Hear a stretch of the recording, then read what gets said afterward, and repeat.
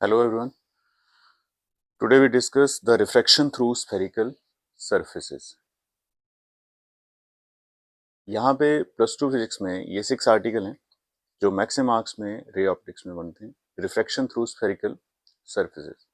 हमारे पास दो तरह की स्फेरिकल सरफेसेस हैं, एक कन्वेक्स और एक कनकेव.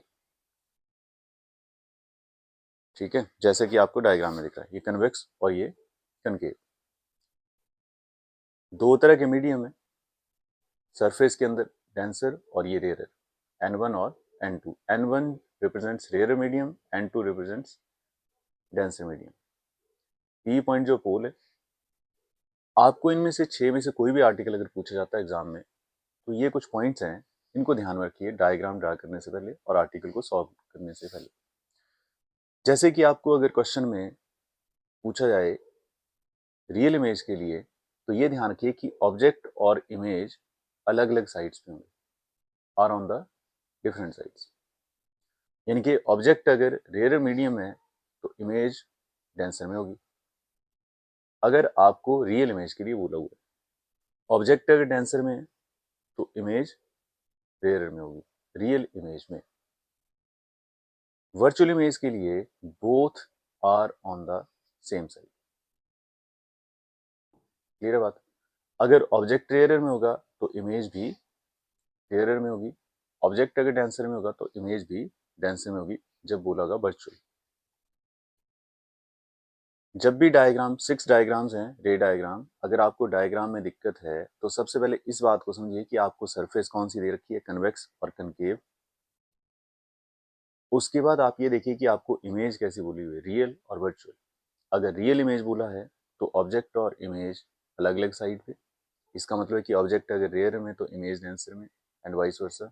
और अगर आपको वर्चुअल इमेज बोला है तो दोनों एक ही तरफ होंगे, यानी कि अगर ऑब्जेक्ट रेयर में है तो इमेज भी रेयर में. सेकेंड पॉइंट ये ध्यान रखिए कि जो आई एंगल है उसमें आप अल्फा गामा और आर के लिए बीटा गामा देखेंगे. जो अल्फा एंगल हम क्रिएट करते हैं वो ऑब्जेक्ट के लिए, बीटा इमेज के लिए और गामा सेंटर के लिए. थर्ड पॉइंट है कि जब भी लाइट रेयर टू डेंसर चलेगी तो स्नेल्स लॉ अप्लाई करेंगे, N2 upon N1 equal to sine I upon sine R. और जब डेंसर टू रेयर होगी तो N1 upon N2 equal to sine I upon sine I upon sine R. Angle very small, therefore sine can be neglected. ठीक है, angle बहुत कम होते हैं इसलिए ट्रिग्नोमेट्री फंक्शन को हटाते रहते हैं हम. लेकिन ये ध्यान रखिए कि लाइट अगर रेयर टू डेंसर है तो N2 अपॉन N1 यूज करिए, और डेंसर टू रेयर है तो N1 अपॉन N2. जो फाइनल आपके पास इक्वेशन आएगी उसमें u नेगेटिव होना चाहिए. अगर बाई चांस u नेगेटिव नहीं आता, थ्रू आउट इक्वेशन को u जो माइनस है हम मल्टीप्लाई करके u को नेगेटिव करते हैं. ठीक है, ये ट्रिक्स हैं. और लास्ट जो फिफ्थ पॉइंट है कि जब कनकेव के लिए बोला होगा, 2 आर्टिकल कनकेव के लिए, 4 आर्टिकल कन्वेक्स के लिए, तो कनकेव के लिए अल्फा बीटा गामा सीक्वेंस में आते हैं डायग्राम में. ये थोड़ा सा ध्यान रखें कि अल्फा बीटा गामा एक लाइन में होंगे, सीक्वेंस में होंगे अल्फा बीटा गामा. तो ये 6 आर्टिकल हैं जिसके लिए मैंने ये पॉइंट्स बोले. अब इसमें से मैं एक दो डायग्राम की बात करूंगा फिलहाल. जैसे कि first diagram, refraction through convex.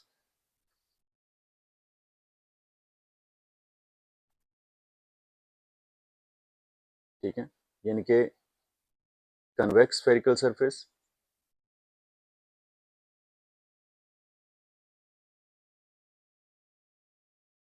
Object lies in rarer medium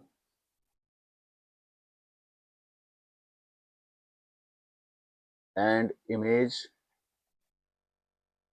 formed is real. अब इसके लिए डायग्राम, सबसे पहले तो क्वेश्चन में देखिए कि क्या बोला हुआ है. कि क्वेश्चन बोल रखा है कि कौन सी सरफेस आपके पास, कन्वेक्स, और ऑब्जेक्ट कहाँ पर है तो रेयर मीडियम में, और इमेज कैसी है तो रियल. ठीक है, कन्वेक्स स्फेरिकल सरफेस है, ऑब्जेक्ट रेयर मीडियम में और इमेज रियल. तो सबसे पहले तो हम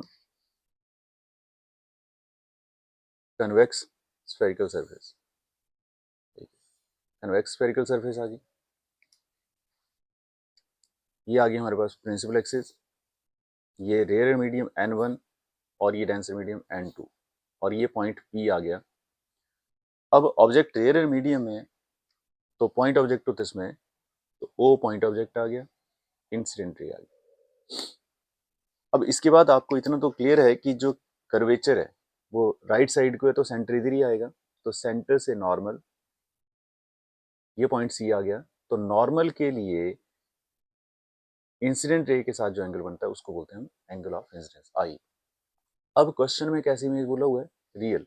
अब अगर वैसे ध्यान रखते हैं जो मैंने पॉइंट बोले, तो रियल बोला हुआ है तो जिस तरफ ऑब्जेक्ट है उसके अपोजिट साइड में इमेज बनेगी, इसका मतलब इमेज बनेगी डेंसर मीडियम में। दूसरी बात कि जब लाइट रेयर से डेंसर मीडियम में जाती है तो टुवर्ड्स अ नॉर्मल बेंड हो जाती है, तो बेंडिंग ऑफ लाइट, और यहाँ पर इमेज आई, और ये रिफ्लेक्टेड रे थी तो नॉर्मल के साथ जो एंगल बना वो आर, ऑब्जेक्ट के लिए अल्फा, इमेज के लिए बीटा, और सेंटर के लिए गामा, और ये ए पॉइंट, और ए से एक नॉर्मल ड्रा किया एन। तो इस तरह से डायग्राम आएगी आपके पास, ठीक है।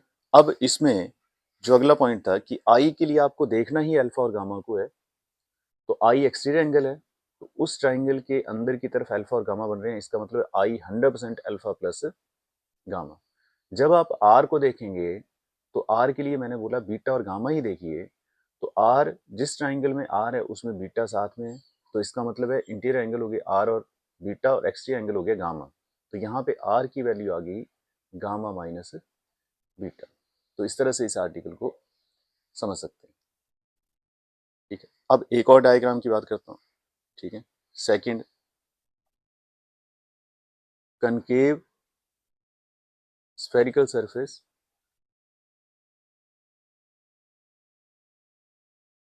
object lies in denser medium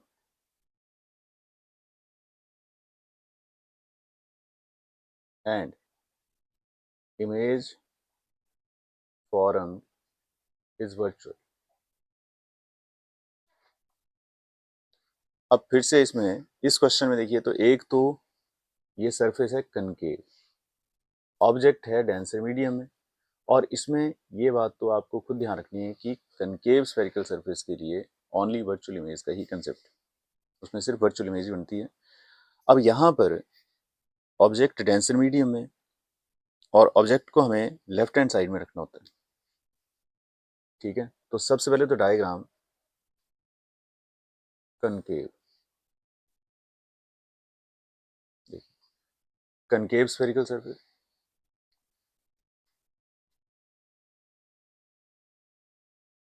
point P, ये आ गया हमारे पास डेंसर मीडियम N2, और ये मीडियम N1। अब यहाँ पे जो ऑब्जेक्ट है वो हमारे पास है डेंसर मीडियम, तो यहाँ पर मैं O पॉइंट लिख देता हूँ, और ये आ गया इंसिडेंट रे, ओके। अब कर्वेचर इसका राइट साइड को, तो यहाँ पे नॉर्मल ड्रा कर देते हैं, तो ये आ गया सेंटर, और ये एंगल हो गया आई। अब आप ये देखिए कि इमेज कैसी बनेगी, वर्चुअल। अब वर्चुअल इमेज के लिए दिमाग में ये बात ध्यान रहे कि जहाँ पे ऑब्जेक्ट है वहीं पे इमेज बनेगी, उसी तरफ इमेज बनेगी, ओके। अगर ये बात क्लियर है तो सेकंड पॉइंट, जब लाइट डेंसर से रेयर में जाती है तो अवे फ्रॉम द नॉर्मल, तो इसको ऊपर की तरफ को बेंड कर दो, ये एंगल हो गया आपके पास आर, और फिर इसको डॉटेडली डाउनवर्ड डायरेक्शन में एक्सटेंड करो, जहां पर ये प्रिंसिपल एक्सिस को टच करेगी वहां पे बन जाएगी इमेज, तो इमेज आ गई। अब ऑब्जेक्ट के लिए अल्फा, इमेज के लिए बीटा, और सेंटर के लिए गामा, और ये ए पॉइंट, और ए से नॉर्मल ड्रा किया, ये एन, होगी बात क्लियर। अब जो बात मैं बोल रहा था कि अल्फा बीटा गामा सीक्वेंस में होते हैं वो भी ध्यान में रखें, ठीक है। तब ये डायग्राम क्लियर होंगी, फिर ये आर्टिकल हो सकते हैं, मैक्सिमम मार्क्स में क्वेश्चन पूछे जा सकते हैं आपसे, ठीक है जी। बाकी मैं इसको और आगे करूँगा, धन्यवाद।